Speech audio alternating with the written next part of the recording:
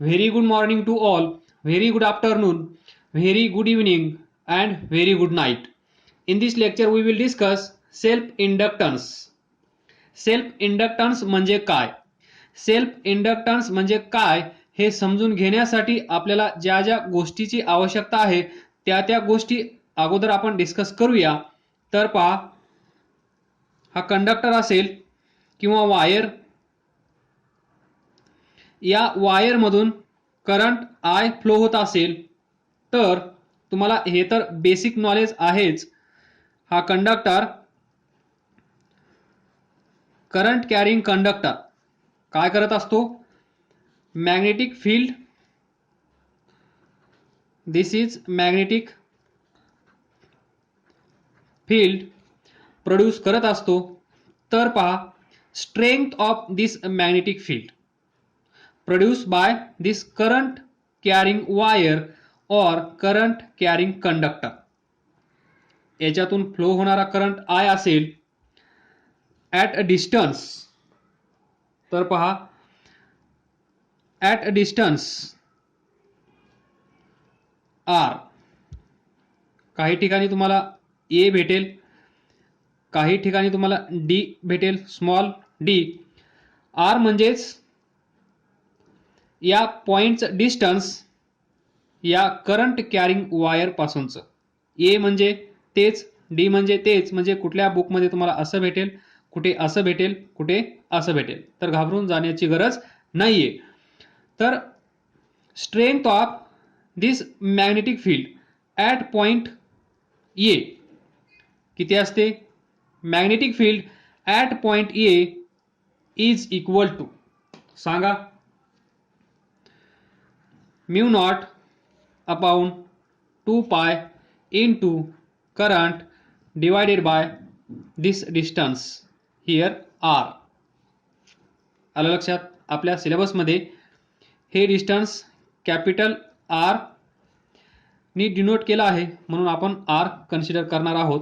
तर पहा इथे या पॉइंटला, मग हा पॉइंट इथे असू शकतो किंवा इथे असू शकतो. One more important point, that is हे R जे आहे ते काय आहे? Perpendicular distance from this current carrying wire. तर हे डिस्टन्स तुम्ही असं कन्सिडर करू नका किंवा असं डिस्टन्स कन्सिडर करू नका. हे परपेंडिक्युलर डिस्टन्स, परपेंडिक्युलर म्हणजे काय? ही वायर असेल तर हे डिस्टन्स पॉइंट ए इथे असेल तर इथे पहा, आलं लक्षात? Perpendicular distance R. तर आपल्याला माहित आहे, from this equation we can say that this BA, that is strength of magnetic field at any distance, here at distance R, mu not upon, आपण याला असं लिहिलं होतं, 4 pi into 2I divided by R. ही adjustment आपण का केली होती? कारण आपल्याला माहित आहे mu not is equal to 4 pi into 10⁻⁻⁷. तर ही व्हॅल्यू इथे पुट केल्यानंतर आपल्याला हा फॉर्म्युला सिंपल भेटेल, that is 4 pi into 10⁻⁷ divided by 4 pi into 2I divided by R. 4 pi cancel होईल. So BA is equal to 10⁻⁷ into 2I divided by R.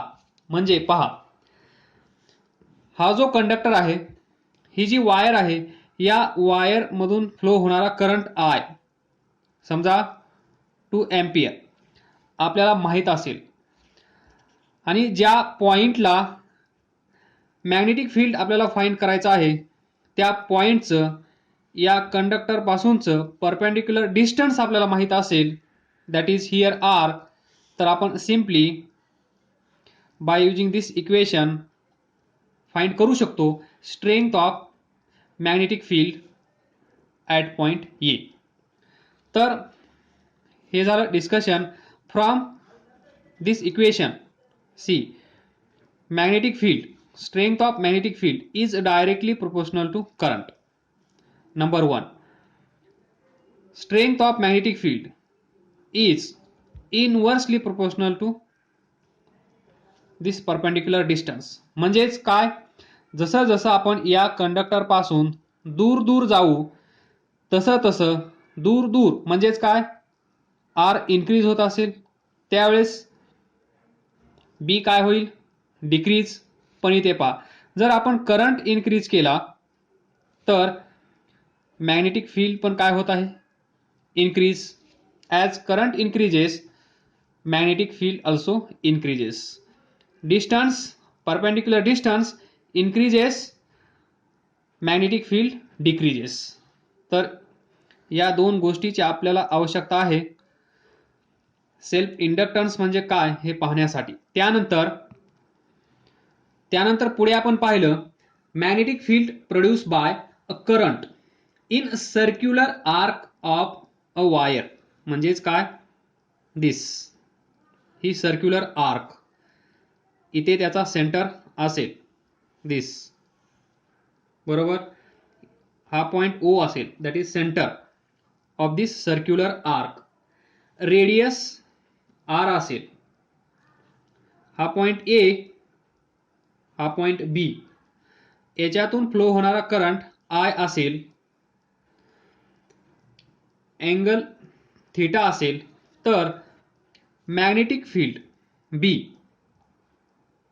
Is equal to, सांगा, mu not upon 4 pi into current divided by this radius into theta. तर पहा, mu naught upon 4 पाय इथे पण आहे, इथे पण आहे, तर याची चिंता करण्याची गरज तुम्हाला नाहीये. इथे पहा, इथे करंट पण आहे, इथे पण करंट आहे, याची पण चिंता करण्याची गरज नाहीये. इथे डिस्टन्स आहे, इथे पण डिस्टन्स आहे.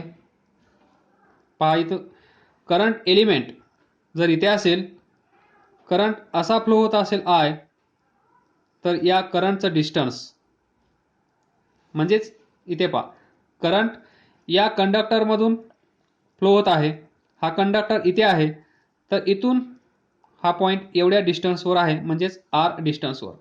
तर इथे पण करंट एलिमेंट इथे आहे ॲट अ डिस्टन्स आर, म्हणजेच हा पॉइंट लक्षात ठेवण्यासाठी, इन टू दिस अँगल. आलं लक्षात. ज्यावेळेस आपण ही सर्क्युलर आर्क अशी कन्सिडर करतो, बरोबर, कारण हा असाच पुढे आपण कंटिन्यू केला तर आपल्याला काय भेटेल, ऑब्वियसली सर्कल. तर हा पॉइंट ओ असेल, या सर्कलची रेडियस आर असेल. तर from this equation we can derive small formula to find magnetic field at a centre of this circle. तर पहा, त्यालाच आपण म्हणतो magnetic field at the centre of full circle of wire. याच्यातून फ्लो होणारा current I असा असेल या डायरेक्शनमध्ये. तर इथे पहा, mu naught upon 4 pi into I divided by small R into theta. इथे पहा, इथून इथे आपण पोहोचलो तर अँगल किती असतो, 2 पाय. तर इथे पुट करा 2 पाय, 2 पाय कॅन्सल होईल, इथे असेल 2. So B at centre mu naught divided by 2 into I divided by R. हा फॉर्म्युला यूज करून आपण फाइंड करू शकतो magnetic field at a centre of this circle carrying current I. आलं लक्षात. इथून पण पहा, B is directly proportional to current. जर करंट वाढवला तर मॅग्नेटिक फील्ड वाढत आहे. B is directly proportional to 1/r किंवा इनवर्सली प्रोपोर्शनल टू r. म्हणजेच r इन्क्रीज केला तर b डिक्रीज, r डिक्रीज केला तर b इन्क्रीज. इथे करंट इन्क्रीज केला तर magnetic field increase, current decrease केला तर मॅग्नेटिक फील्ड ऑल्सो डिक्रीज. तर हे पण आपल्याला पाहिजे, हे पण आपल्याला पाहिजे. अजून एक गोष्ट लक्षात ठेवा, ती आपण वर डिस्कस केलीच आहे, ती म्हणजे कोणती? करंट कॅरिंग वायर और current carrying conductor produces magnetic field. याला विसरू नका. आपल्याला सेल्फ इंडक्टन्स म्हणजे काय हे पाहायचं आहे. Now consider coil,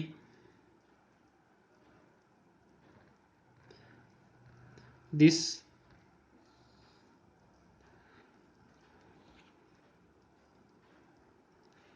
consider a circuit किंवा consider a coil in which current is changing. याच्यातून फ्लो होणारा करंट I काय होत आहे? चेंज. हा करंट चेंज होत आहे. मग तो इन्क्रीज होत असेल किंवा तो करंट डिक्रीज होत असेल. Option 1, option 2. बस आपल्याला काय पाहिजे आहे? या कॉइलमधून फ्लो होणारा करंट चेंज झाला पाहिजे. बरोबर. कन्सिडर अ सर्किट और coil in which current is changing. तर आपण सर्किट कंप्लीट करूया. इथे असेल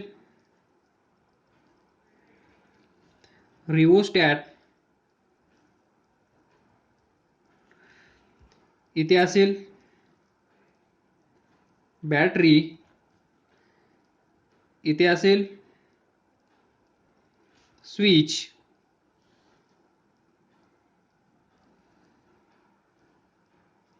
ही असेल कॉइल. इथे तुम्ही सर्किट म्हणू शकता हा सिस्टम. तर पहा, current carrying conductor produces magnetic field. बरोबर. तर या सर्किटमधून करंट I फ्लो होत आहे. इथे पहा बॅटरी, करंट इथून निघेल. इथे तुम्हाला असा ॲरो दाखवावा लागेल, याला आपण म्हणतो, इथे ई नसेल, रिओस्टॅट. बरोबर. याच्यातून फ्लो होणारा करंट हा एक असा व्हेरिएबल रेजिस्टन्स असेल की याचा यूज करून आपण काय करू शकतो? या सर्किटमधून फ्लो होणारा करंट कंट्रोल करू शकतो. म्हणजे तो करंट इन्क्रीजही करू शकतो, तो करंट डिक्रीजही करू शकतो. कारण तुम्हाला हे माहीत आहे, V is equal to I R. बरोबर. किंवा I is equal to V by R. Current increase करण्यासाठी रेजिस्टन्स त्या सर्किटमध्ये कमी असला पाहिजे. मग आपण हा व्हेरिएबल रेजिस्टन्स म्हणजेच रिओस्टॅटचा यूज करून हा रेजिस्टन्स कमी जास्त करणार. रेजिस्टन्स कमी जास्त केल्यामुळे या सर्किटमधून फ्लो होणारा करंट पण कमी जास्त होणार. मग आपल्याला माहित आहे हे सिंपल लॉजिक. जेव्हा जेव्हा वायरमधून किंवा कंडक्टरमधून करंट फ्लो होतो, त्यावेळेस हा करंट कॅरिंग कंडक्टर किंवा करंट कॅरिंग वायर काय करत असते? मॅग्नेटिक फील्ड तयार करत असते. तर मग इथे लक्ष द्या, याच्यातून करंट फ्लो होत आहे या कॉइलमधून. या कॉइलमधून करंट फ्लो होत असेल तर इथे मॅग्नेटिक फील्ड असेल की नाही? तर बरोबर, इथे करंट आहे म्हणजे इथे मॅग्नेटिक फील्ड असेल. नो डाऊट मॅग्नेटिक फील्ड असेल. पण इथे पहा, आपण आताच डिस्कस केलं, B is directly proportional to current. जर करंट इन्क्रीज केला तर मॅग्नेटिक फील्ड इन्क्रीज होत आहे. जर करंट डिक्रीज केला तर मॅग्नेटिक फील्ड पण डिक्रीज होत आहे. कारण magnetic field, strength of magnetic field is directly proportional to current. तर याच्यातून जाणारा करंट आपण इन्क्रीज करूया किंवा डिक्रीज करूया, त्याच वेळेस इथे जे प्रोड्यूस होणारं मॅग्नेटिक फील्ड असेल ते पण चेंज होईल. म्हणजे आपण करंट इन्क्रीज केला तर मॅग्नेटिक फील्ड इन्क्रीज होईल, बरोबर. जर आपण करंट डिक्रीज केला तर मॅग्नेटिक फील्ड पण डिक्रीज होईल. मग इथे काय होत आहे? मॅग्नेटिक फील्ड डिक्रीज होत आहे म्हणजेच काय होत आहे? मॅग्नेटिक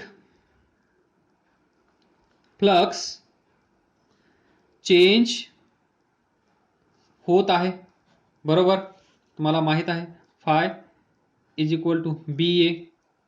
जर मॅग्नेटिक फील्ड कमी जास्त होत असेल तर मॅग्नेटिक फ्लक्स पण कमी जास्त होत असेल, आणि मॅग्नेटिक फ्लक्स कमी जास्त होत असेल तर simple second law of Faraday, that is Faraday's second law of electromagnetic induction, second law of Faraday's कशासाठी? EMI काय आहे?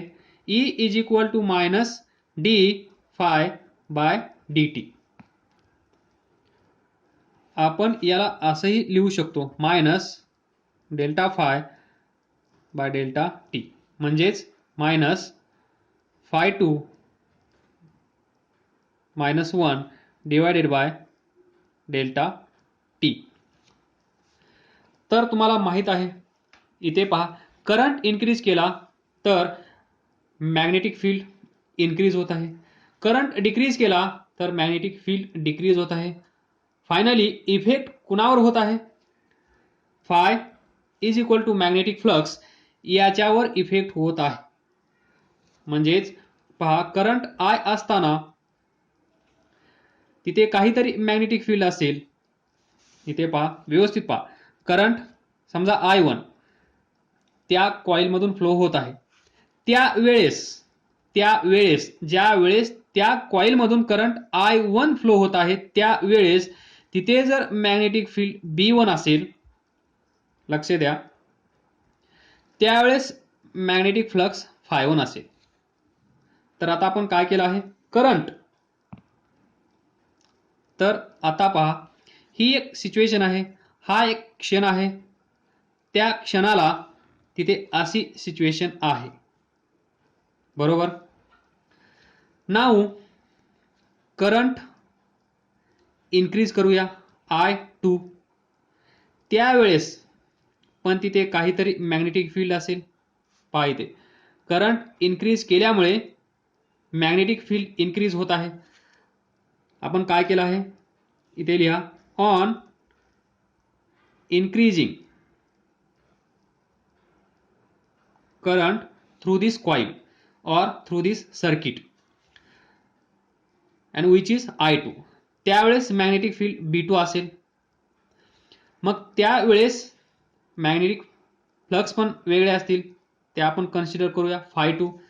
सेकंड सिच्युएशन, नंबर 1, नंबर 2, व्यवस्थित लक्षात घ्या. करंट I1 असताना मॅग्नेटिक फील्ड B1 आहे, त्यावेळेस मॅग्नेटिक फ्लक्स काहीतरी असेल, ते आपण कन्सिडर केलं Φ1. On increasing current through coil, that is I2, त्यावेळेस मॅग्नेटिक फील्ड B2 असेल, त्यावेळेस मॅग्नेटिक फ्लक्स Φ2 असतील, बरोबर. Situation 1, situation 2. नाऊ या दोन सिच्युएशनचा विचार करा. इथे काय होत आहे? करंट वाढवल्यामुळे मॅग्नेटिक फील्ड वाढत आहे. मॅग्नेटिक फील्ड वाढवल्यामुळे इथे लिहा, ही ॲट एनी टाइम टी असा आहे. त्यानंतर काही वेळानंतर करंट इन्क्रीज केला, मॅग्नेटिक फील्ड इन्क्रीज होईल, फ्लक्स इन्क्रीज होतील, बरोबर. मग या दोन सिच्युएशनचा जर आपण विचार केला तर असं लिहू शकतो का आपण? Φ1 इज लेस दॅन Φ2, बरोबर. करंट आपण वाढवला आहे, मॅग्नेटिक फील्ड वाढणार, मॅग्नेटिक फील्ड वाढल्यामुळे मॅग्नेटिक फ्लक्स वाढणार. मॅग्नेटिक फ्लक्स वाढलं म्हणजेच φ2 ग्रेटर दॅन असणार φ1, बरोबर. मग आपण असं लिहू शकतो, फ्रॉम दिस φ1 मायनस φ2, बरोबर. तर इथे पहा φ2 ग्रेटर आहे दॅन φ1, म्हणजे φ2 मायनस φ1 काय येईल, φ2 जर ग्रेटर असेल तर φ2 मायनस φ1 काय येईल, पॉझिटिव्ह, बरोबर. ही सबट्रॅक्शन काय येईल, पॉझिटिव्ह, कारण φ2 इज ग्रेटर दॅन φ1. नंतरच्या मॅग्नेटिक फ्लक्स जास्त आहेत पहिल्यापेक्षा, तर ही वजाबाकी काय येईल, पॉझिटिव्ह. पॉझिटिव्ह येईल तर EMF काय असेल पहा, हे पॉझिटिव्ह आलं तर EMF इथे ई काय असेल, निगेटिव्ह. म्हणजेच according to second law of Faraday's of electromagnetic induction, there is induce EMF E,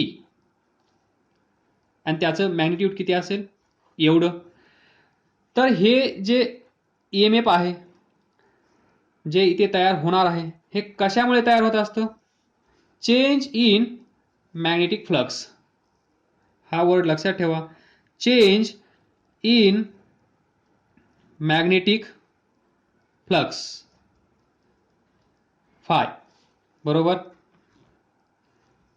that is delta phi is equal to φ2 minus φ1. जेव्हा जेव्हा मॅग्नेटिक फ्लक्समध्ये चेंज असेल तेव्हा तेव्हा तिथे E is equal to minus D phi by D T, that is minus delta phi by D T, एवढं EMF तयार होत असतं. फक्त आपल्याला पाहिजे तो चेंज कुणामध्ये, मॅग्नेटिक फ्लक्समध्ये. जेव्हा जेव्हा मॅग्नेटिक फ्लक्स चेंज होतात तेव्हा तेव्हा तिथे इंड्यूस EMF E, आणि ते एवढं असतं म्हणजे असतं. तर इथे ज्यावेळेस आपण करंट या कॉइलमधून चेंज करत आहोत, या कॉइलमधून जाणारा करंट ज्यावेळेस आपण चेंज करत आहोत, त्यापैकी एक केस आपण कन्सिडर केली इन्क्रीजवाली, डिक्रीजवाली पण आपण कन्सिडर करू शकतो.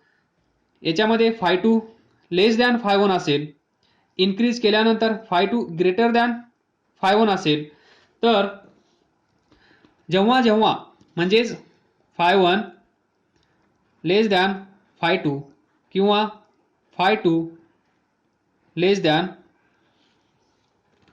φ1 असा असेल तर याचा अर्थ काय, there is change in magnetic flux.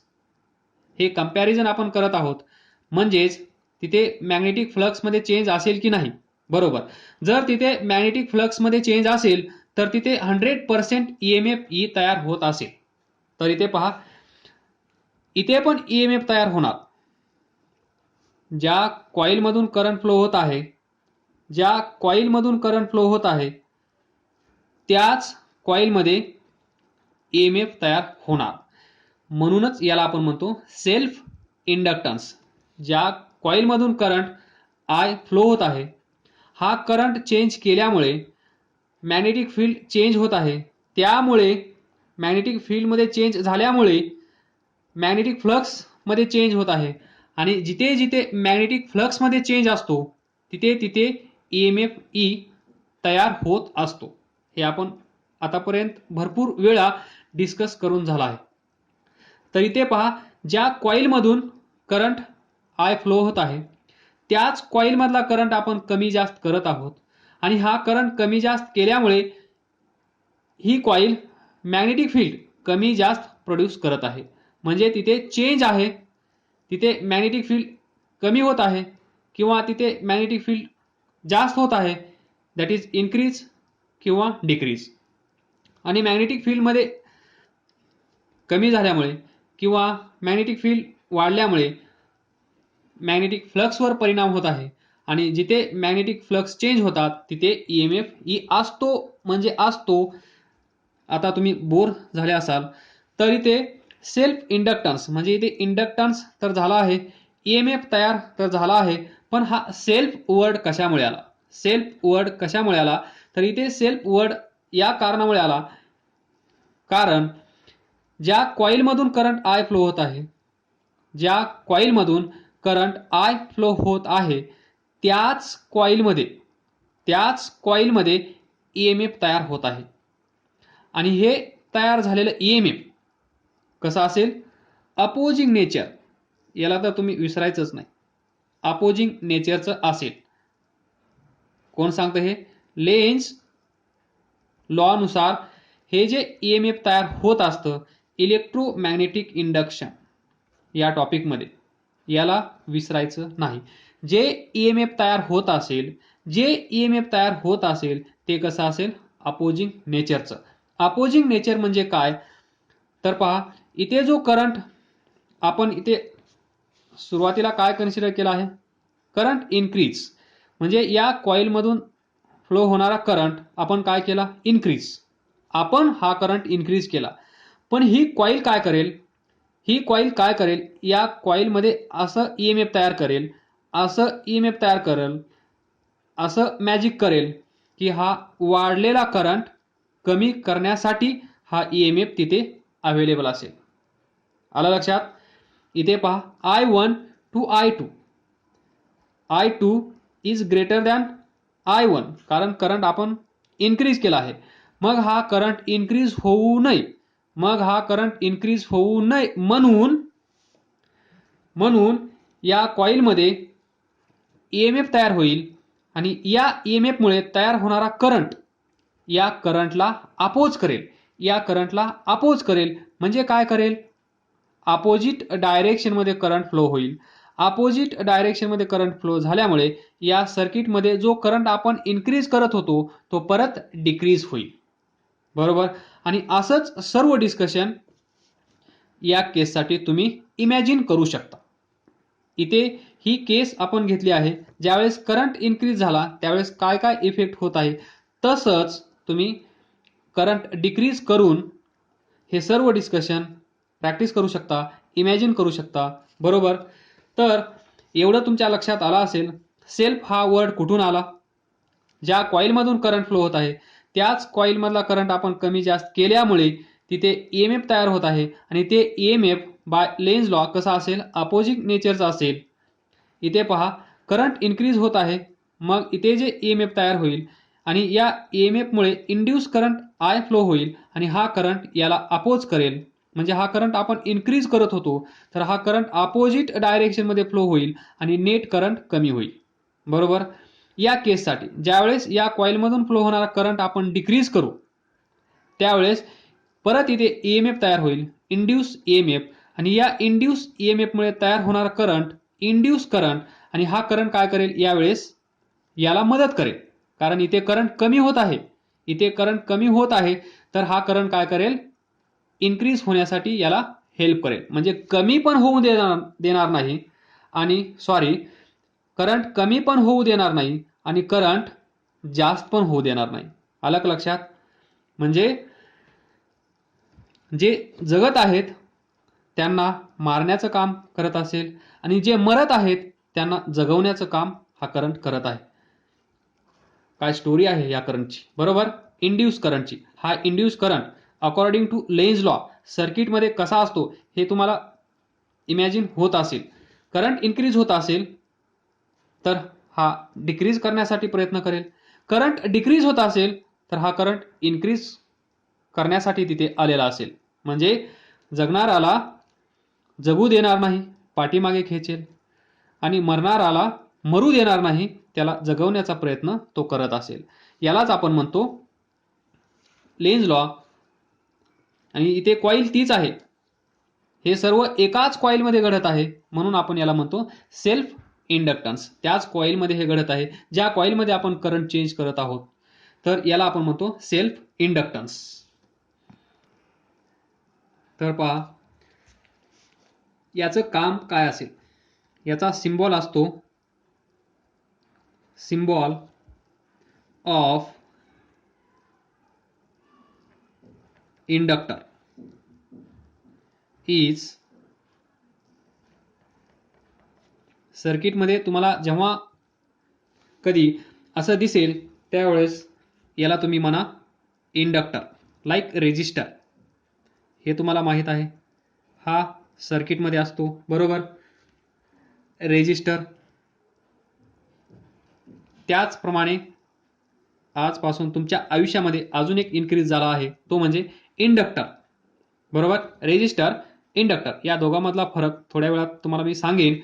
तर त्याचा सिम्बॉल असा आहे, रेजिस्टरचा असा आहे. तर नंबर 1 बरोबर. तर पहा इथे ए पॉइंट कन्सिडर करा, हा असेल इंडक्टर, हा पॉइंट बी, आणि याच्यातून फ्लो होणारा करंट आय. इथे केस आय इज इन्क्रीजिंग, या कॉइलमधून या सर्किटमधून फ्लो होणारा करंट इन्क्रीज होत आहे असं इमॅजिन करा. त्यावेळेस हा इंडक्टर काय करत असेल, म्हणजेच सेल्फ इंडक्टन्स जे आपण डिस्कस केलं आहे, तर हा इंडक्टर काय करत असेल पहा, इथे करंट इन्क्रीज होत आहे म्हणजे